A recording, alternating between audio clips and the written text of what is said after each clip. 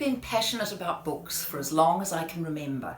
Novels, poems, plays and stories have always been an essential part of my life. As I read the classics, I started to become curious about the authors behind the books. Why had they written these novels or plays or poems? What of their own experience had gone into their works of literature? Now I'm trying some virtual talks. Come with me on an exciting journey into the life and works of one of the great writers of English literature.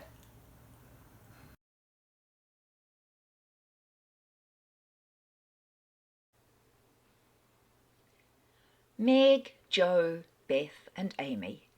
For those of us who grew up knowing and loving the novel Little Women, there's a real magic in those four names. Louisa May Alcott's book has never been out of print. There have been many, many different film versions of it. It has been sequelled and prequelled. It is an absolutely marvellous novel that continues to enchant audiences, cinemas today, and of course those of us who love to reread this magical book. Louisa May Alcott was a remarkable woman. She became a premier author of children's books in America. She was a feminist. She was a pathfinder in many ways, a reformer, a suffragist, and she lived a life of words. From the very beginning, she was desperate to put words down onto paper to express all the things that were going through her mind and her emotions. So let me tell you something about this really remarkable woman, Louisa May Alcott. Her father was Amos Bronson Alcott, a really extraordinary man, a man in many ways ahead of his time. He was born in 1799 in the state of Connecticut, and he grew up as part of a farming family, but Bronson had no desire to become a farmer. He had a real thirst for educating himself and a real gift when it came for teaching, and his ideas about teaching were way ahead of his times. He was innovative, he was unusual, he wanted to elevate a child's mind, and he didn't want to focus just on punishment in the schoolroom. So in some ways the Alcott girls were very lucky to have Amos Bronson Alcott as their father. However, the difficulty came in that he was absolutely hopeless with money, and because he was so unusual and so innovative, he struggled to hold down jobs. He married Abigail May, who came from a very good Boston family. Her parents were disapproving when she married this man, but after they were married, a wealthy Quaker offered Bronson a teaching job in a place called Germantown. In 1831, the couple had their first child named Anna, and Anna, of course, becomes Meg in the novel. Then, on Bronson's 33rd birthday, the 29th of November, 1832, Louisa May Alcott was born. She was described by her father as a very fine, fat little creature. But the school where he was teaching closed down. They returned to Boston, and there two more girls were born into the family: Elizabeth, Beth, of course, in the novel, in 1835, and Abigail May, who becomes Amy in the book, in 1840. They also had a stillborn son. Now, Bronson managed to find work at the Temple School in Boston, and his assistant was Elizabeth Peabody, who was actually Nathaniel Hawthorne's sister-in-law. He there practiced his very unusual teaching methods, doing things like taking the children for nature walks, teaching botany, getting the children to keep personal journals so they could keep track of their own improvement. And the book The Pilgrim's Progress by John Bunyan was read very often in Bronson's school, and of course that book plays an important role in Little Women. Bronson got into print. He published Conversations on the Gospels, but he was seen as too radical a teacher, and many of the pupils dropped away. He then did something that was considered at that time unforgivable. He admitted a black student into his class, and all the other parents withdrew their children. Now, Bronson put all his principles into practice with his own daughters. He himself kept detailed records of their development. He encouraged them to record their faults and to try to do better. Eventually, the Alcott family moved to the lovely town of Concord in Massachusetts. They rented a little cottage called the Dovecote, and this would later become the model for Meg's married home in Little Women. And there he met remarkable neighbours, Ralph Waldo Emerson and Henry David Thoreau. And these men would play a very important role in the lives of all of the Alcott family. Bronson went off on lecture tours that made him virtually no money, and the family lived what was known as a transcendental lifestyle, linking man, God and nature very, very closely indeed. They said they accepted women as equals, but poor Abby, the mother of the Alcott girls, had to work incredibly hard. They were also ardent reformers in dress. They believed in a vegetarian diet, and they were ardent abolitionists. So the whole of the family was engaged in doing what they could to stop the slave trade. The family seems to have lived at this time mainly on apples because they grew on the trees around the house very easily and other food was too expensive. Jo, of course, in Little Women, loves to retreat to her attic with a large pile of apples, and she crunches her way through them as she works on her fiction. So young Louisa, from a very early age, showed a desire for fame. But of course, she was a girl, there was very little money, her chances of success at this stage seemed very slight indeed. It was in 1843 that the family began a very fully transcendental lifestyle at a farm about 15 miles outside of Concord. Bronson commented, "The divine man dwells amidst gardens and orchards, a grower of plants and fruits." But it was terribly hard on his wife, and on one occasion she was asked if they had any beasts of burden on the farm by a visitor, and she said yes, one, and she pointed to herself. So I think that tells us quite a lot about how very hard poor Abba, as she was often known as, really found it, coping with the farm, a husband who was not good at earning money, and 4 young daughters to feed, clothe and educate. They were trying to live on philosophy alone, but of course they needed food as well. Now, young Louisa read very widely, throughout her whole life actually. Particular favourites were Charles Dickens. She loved Goethe, Shakespeare. Anything with a Gothic tinge really appealed to her. So when she began to write her own stories, most of these were very Gothic in nature. And she began slowly to get some of them published in magazines in America. Always under a pseudonym. Flora Fairfield was one of her early pseudonyms.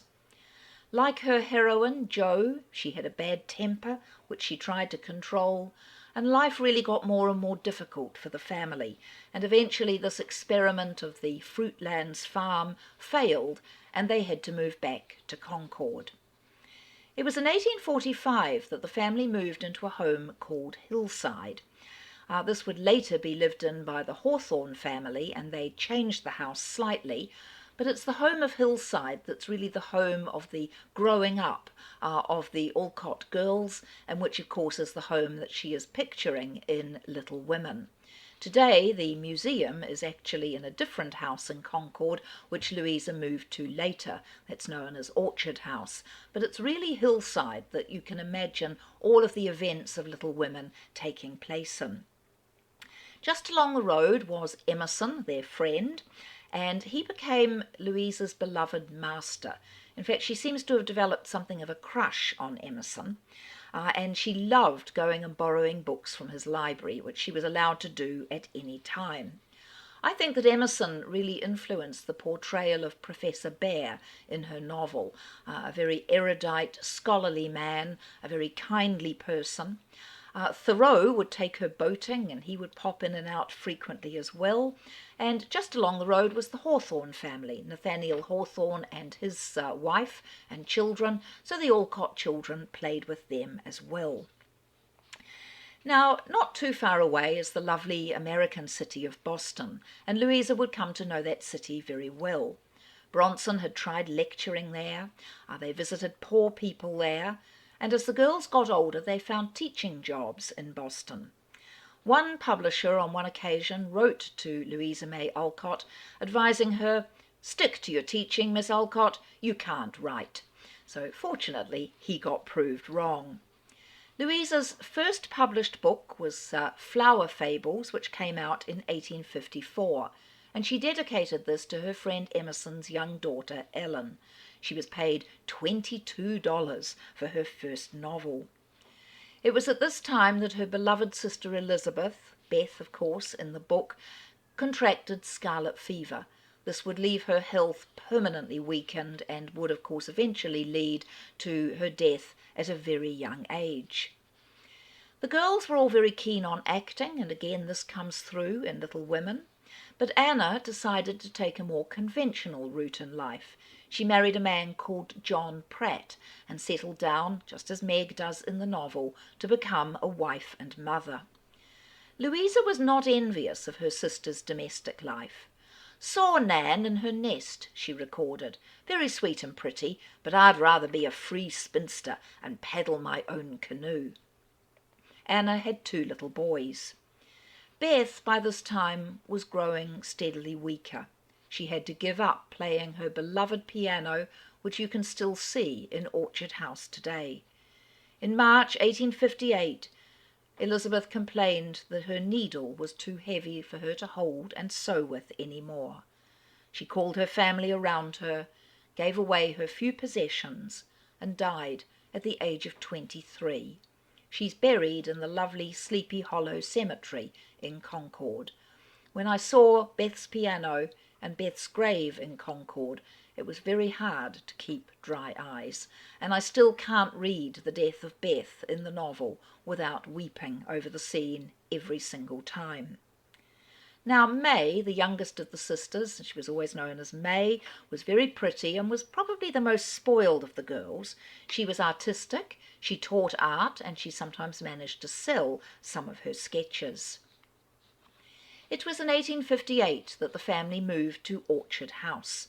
Bronson was a good carpenter, and he built his daughter Louisa a little very simple desk, which is sort of attached to the wall, and it was on that little desk that his daughter would write her most famous book. It's still there today, and it's another very moving sight in Orchard House.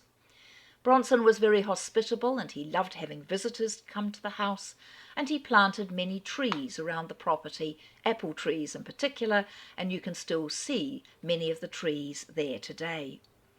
By this time the family finances were beginning to improve. Bronson took on a job as superintendent of schools. He was finally getting some sort of recognition for his talents and for his ideas. And Abba was working very hard on local charities and also on getting votes for women and the abolitionist cause. Louisa was working at whatever job she could find where she could bring in some financial support for her family. In 1855, her earnings were $50 from her teaching, $50 from her sewing, and $20 from writing stories. She had now started a novel, a very gothic sort of novel that she called Moods. But of course she never dreamed that one day she would write a best-selling book. Then the Civil War broke out in America. So in 1863, Louisa went off to work as a hospital nurse. She was paid $10 for this. She contracted typhoid pneumonia, and she nearly died as a result of this, so we came awfully close to having no Little Women. All her lovely thick hair had to be cut off, something again she put into her novel, and she wrote hospital sketches, which she based pretty much on the letters home that she had written during her war experience. This little book of hospital sketches, when it was published in 1863, gave her some fame. But tragically, her Civil War experience very much damaged her health. She was treated with something called calomel, which is actually a compound with mercury in it, and this poisoned her system and gave her very, very difficult health problems for the rest of her life. The Civil War was a good time for writers because soldiers hanging around waiting for battle did need good books, and so hospital sketches really got her writing career up and running. But she continued to write her thriller books, her blood and thunder novels as she called them, this time under the name of A.M. Barnard. and in 1863 she earned $600 from her writing, a very different sum from the $20 of just some years before. We can read many of Louisa's blood and thunder novels today: Pauline's Passion, The Skeleton in the Closet, A Whisper in the Dark, Perilous Play, The Inheritance. Some of these have actually only recently been discovered to be hers. And many of her characters have masks. There's strong and angry heroines, dastardly villains, gothic backgrounds, and a lot of hating. And I think that Louisa poured some of her frustrated energies and her frustration over the position of women in her society into these gothic thriller novels that she was writing. She was able to help her sister Anna buy a little house. But she did at the same time want her own happiness. She was an ambitious woman. "Ought to be contented with knowing I help both my sisters with my brains," she wrote, "but I'm selfish and want to go away and rest in Europe. Never shall." She bought a furnace for her mother to keep Orchard House a little bit warmer, and a warm coat for her mother as well. She did long to go to Europe, and her novel again reflects the frustration when Amy is the one to go to Europe and Jo is the one who has to stay at home. But in 1865, Louisa did finally achieve her aim. It was in Europe that Louisa met a young Polish man, Ladislaw Wisniewski. He was there on a health cure. She was very charmed by this young man, and he became the model for Laurie Lawrence, the guy that we all fell in love with when we read Little Women. This was the only significant relationship that Louisa ever had with a man. But clearly she had continued to keep her crush on Ralph Waldo Emerson. At her sister Anna's wedding, Emerson kissed the bride, and Louisa thought that alone would make getting married worthwhile. In 1868, Louisa became an editor for Mary's Museum. It was a magazine for children. This earned her $500 a year, and of course gave her enormous experience of what sorts of things children like to read. Then her publisher, out of the blue, asked her if she would be interested in writing a story for girls. "Never liked girls, nor knew many," Louisa commented, but she began what would become Little Women. This was sold. The publisher, who was a bit iffy about the book in the first place and wasn't at all sure that it would be a success, handed it to some young girls that he knew to read. They adored the story and said he should definitely publish it, so he took the advice of these young girls. So Little Women was published when Louisa was 36 years of age, and the novel, of course, made her famous and changed her life. Very soon fans wanted to meet her and her sisters. They wanted to see the house that she lived in.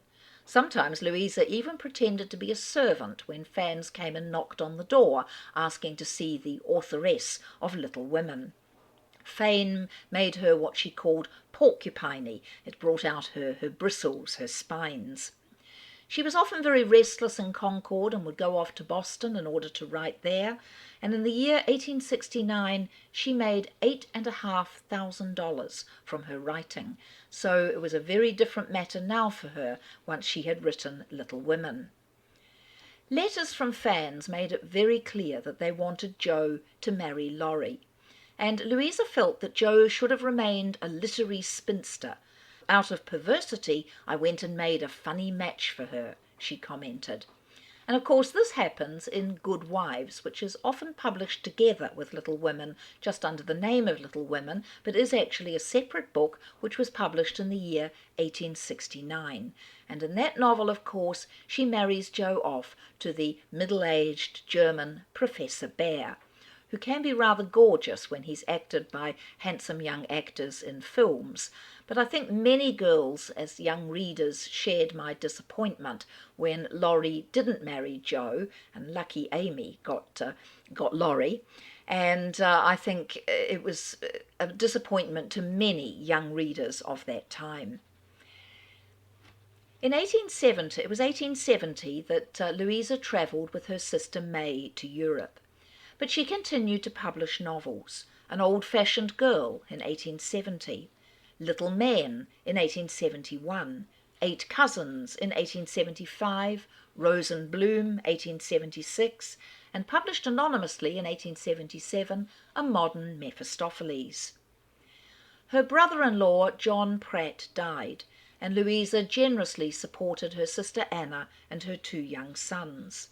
She also fought for women's suffrage and in the temperance movement. Her father got busy publishing as well. Concord Days and Table Talk were 2 of his publications, and he got a lot of lecturing work now because he was the father of the Little Women, and of course he traded on that fame enormously. There was more grief in store for poor Louisa. Her mother Abba died in 1877, and she commented, "A great warmth seems gone out of my life." Her sister May had gone off to Europe to study art, and Anna had her father and sister close Orchard House and move into her home, which was the old Thoreau house in Concord. Over in Europe in 1878, her sister May married a young Swiss man. He was actually 15 years younger than she was. Soon May was pregnant. She gave birth to a little girl called Lulu, and she herself died in 1879. So out of the 4 sisters, now only 2 were left.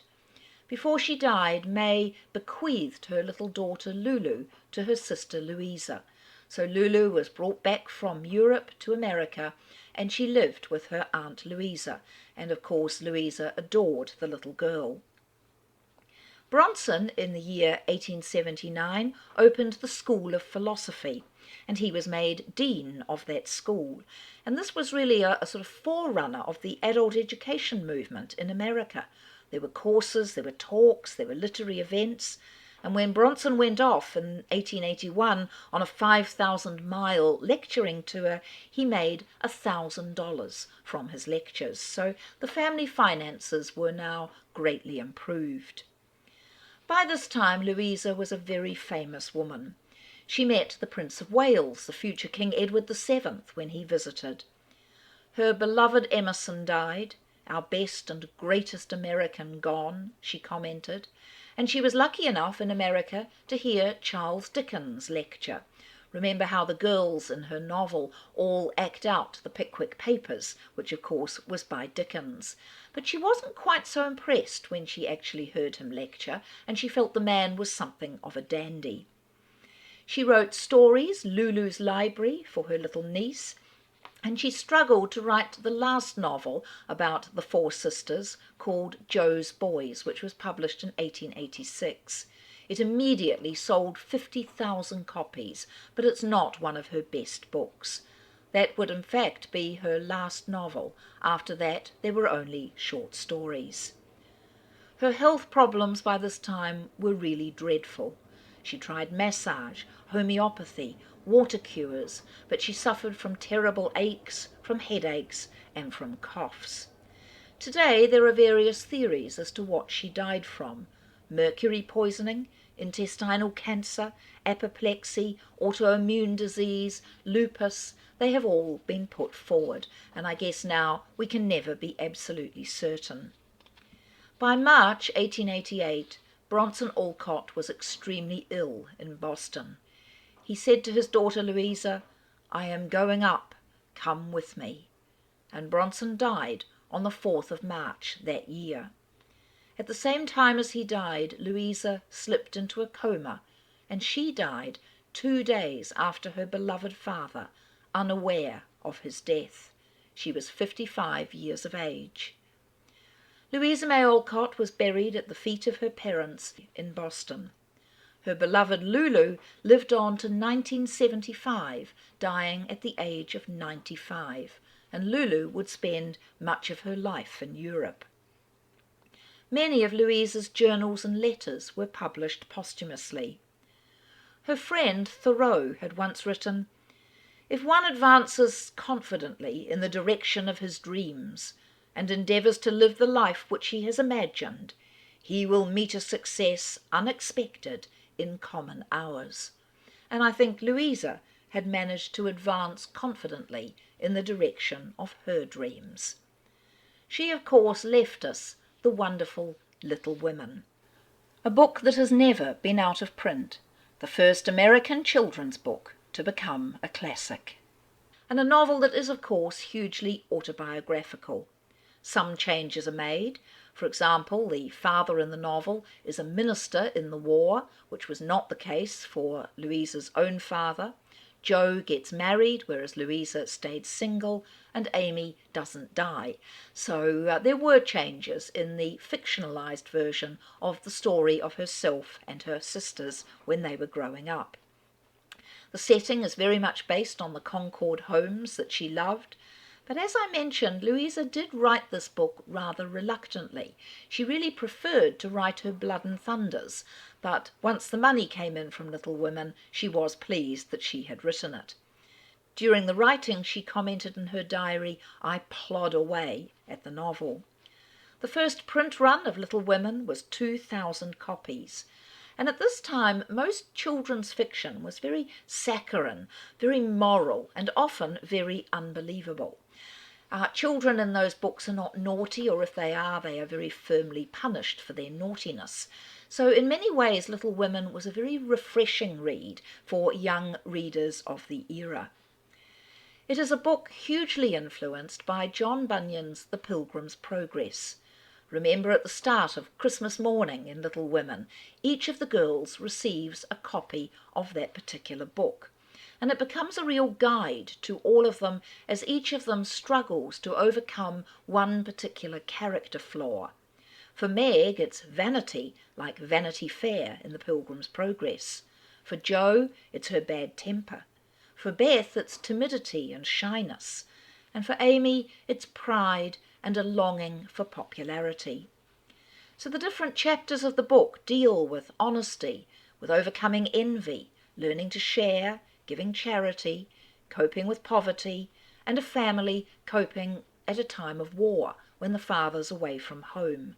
Then, of course, they also tragically have to cope with illness and death. The Pilgrim's Progress was published in 1678, and it's about a dream that Christian has a path to heaven. And so, of course, the different chapter headings of Little Women reflect the various chapters of The Pilgrim's Progress. Beth finds the palace beautiful, Amy's valley of humiliation, and Jo meets Apollyon. And Bronson encouraged his children to act out scenes from The Pilgrim's Progress. And in fact, the young girls of Little Women do this as well. Mrs. March says, "Do you remember how you used to play Pilgrim's Progress when you were little things? Nothing delighted you more than to have me tie my piece bags on your backs for burdens, give you hats and sticks and rolls of paper, and let you travel through the house from the cellar, which was the city of destruction, up, up, up to the housetop, where you had all the lovely things you could collect to make a celestial city." On that Christmas morning in the novel, Jo is given a crimson-covered copy of The Pilgrim's Progress. Meg has a green copy, Beth a dove-coloured one, and Amy a blue one.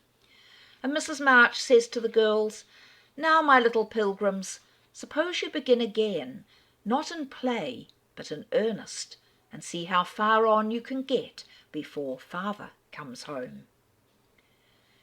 Little Women, and it's not surprising because Louisa May Alcott was a suffragist, is also a strongly feminist novel. All four young women in the book know what they want. They speak their minds, and they pursue their dreams, and they manage without men. Jo turns down Laurie's proposal because her writing career comes before marriage. Meg is pressured to marry for money, but she marries for love. And Beth and Amy, too, make something of their talents. The girls act plays, they skate, they travel, they go off to work, they cut off their hair, and they play croquet. So they are doing very feminist activities for that era. Jo marries an older man who has no money, Professor Bear. The author G.K. Chesterton called Professor Bear's proposal one of the really human things in human literature, and he claimed that Alcott anticipated realism by 20 or 30 years. This is a novel which explores female ambition and how that conflicts with society's expectations for young women. We see this feminism in Wonderful Jo, probably the sister that most of us wanted most to be when we were young readers. She's outspoken, she's ambitious, she's a tomboy. She works as a companion to Aunt March, a job she hates. She goes off alone to live in the city, something that was very unusual indeed. She's tall and gangly and doesn't quite know what to do with her long limbs. And she calls herself the male of the family, trying to take her father's place when he's away at war, cutting off her hair to raise money, and fighting about being ladylike.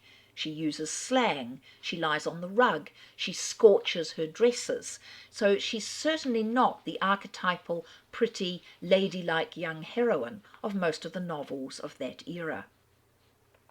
In contrast, we get her sister Meg, 16 when the novel starts. She's the beauty, the well-mannered one of the family, and she's working as a governess. And Meg can remember a time when the family did have more money, and this makes her rather dissatisfied with her poverty. But she falls in love with a young tutor called John Brooke, and his proposal is a wonderfully moving and also a very funny scene in the novel, because Aunt March, of course, arrives in the middle of it to try and interfere. Another wonderful favourite amongst the sisters is Beth, 13 at the start of the novel, very talented at the piano, enjoying her dolls and her kittens, and very shy. She has a little canary called Pip. She forgets to feed him, and the poor bird dies, and Beth sobs broken-heartedly. Beth has her own problems to face. She has to summon up the courage to go to the grand house next door and play the piano, knowing that Mr. Lawrence is there somewhere. And she, I think, also falls for Laurie, but she knows that with her poor health she is unlikely to enjoy a long life, and Beth's death is the great tragedy of the novel. And lastly there's Amy, always my least favourite sister of the four. She's described as a regular snow maiden. She's a bit vain. She wants to fix the shape of her nose by using a clothes peg on it. She has fights with her sister Jo. She, of course, falls through the ice and has to be rescued in a very dramatic scene. She's a bit vain and a bit spoiled, but she knows how to behave herself correctly when out in society. And this is why Amy gets the chance to go to Europe instead of Jo. Now the girls are all poor, and next door are the wealthy Lawrences. They also have Aunt March nearby, and she's rich as well. Josephine was named for Aunt March. One wonders if the poor parents thought that if their daughter shared the same name, Aunt March might give some of her riches to that daughter. But that, of course, doesn't really happen, except at the time of Aunt March's death, when she does leave her lovely home to her niece Jo. Now, Mr. March goes off to war as an army chaplain. The novel begins with a letter home from the father and ends when he comes home himself. So in many ways this is a novel without very many men running things. The men next door end up needing the help of the women rather than the other way round. Of course, the life of Mr. March has been explored by Geraldine Brooks in her prize-winning novel March. But personally I wasn't happy with the way in which she handled the character from Little Women. I felt that she gave us a rather distorted view of that particular character in the book. So those are the wonderful characters in Little Women, and the novel is rich with themes about personal freedom, about ambition, about marriage and falling in love, about wanting to write and capture things on the printed page, about travel, about coping during wartime without a man there as nominal head of the family. It is a book that is so rich in so many different things, and this is why it repays rereading, and why it has been filmed again and again and again. The very first film version was in 1917 in England, followed a year later by one in 1918 in America. In 1933, there was a version, Katharine Hepburn in the major role. More films in 1948, 1949. That one had Elizabeth Taylor as Amy. She, of course, was still too young at that time to act Jo. Another film in 1950, one in 1958, which was a musical version. A British television series in 1970 with all of the English actors trying to be American. Another British version in 1978. A television series in 1979, the very well-known film with Winona Ryder in 1994, another version in 2001, and of course in recent years we have had a couple of different television versions and the very recent Greta Gerwig movie that of course brought in a lot of the autobiographical aspect of the novel as well. We actually see Jo delivering her manuscript of Little Women to a publisher and seeing her novel in print. The novel is a remarkable snapshot of an era, a very important era in American history. From it we learn something about the food, the transport, the clothing, the social life of America in the time of the Civil War. Little Women is also a wonderful story of family life. All families and siblings have their various tensions, their jealousies, their loyalties, and we see all of this in Little Women as the girls argue with each other, have their various feuds, and sort them all out.